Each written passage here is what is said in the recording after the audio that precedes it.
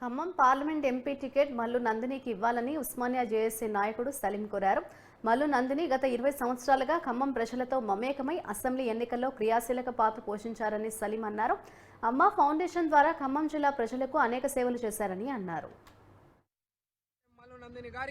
ఈరోజు ఖమ్మం లోక్సభ టికెట్ మల్లు నందిని గారికి కేటాయించాలని తెలంగాణ రాష్ట్రంలో విద్యార్థుల తరపున నేను కోరుతున్నాను. మల్లు నందిని గారు కాంగ్రెస్ పార్టీ 10 సంవత్సరాలు అధికారంలో లేకపోయినా సరే ఖమ్మం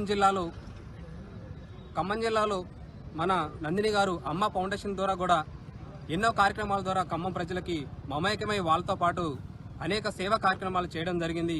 కాంగ్రెస్ పార్టీ అధికారం లేకపోయినా సరే బట్టి గారితో కలిసి ఖమ్మం జిల్లా మొత్తం మొన్న ఎలక్షన్ సమయంలో కూడా ఖమ్మం జిల్లాలో అనేక ఎమ్మెల్యే స్థానాలు కూడా తిరిగి ప్రచారం చేసి క్రియాశీలత పాత్ర పోషించారు.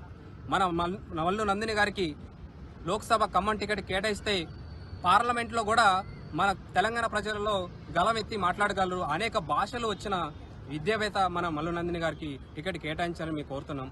At the same time Telangana రాష్ట్రంలో వచ్చిన కాడి నుంచి 2014 విభజన చట్టం, ఆంధ్రప్రదేశ్ విభజన చట్టంలో తెలంగాణ రాష్ట్రవలసిన నిధులు కూడా కేటాయించకపోవడం దారుణం.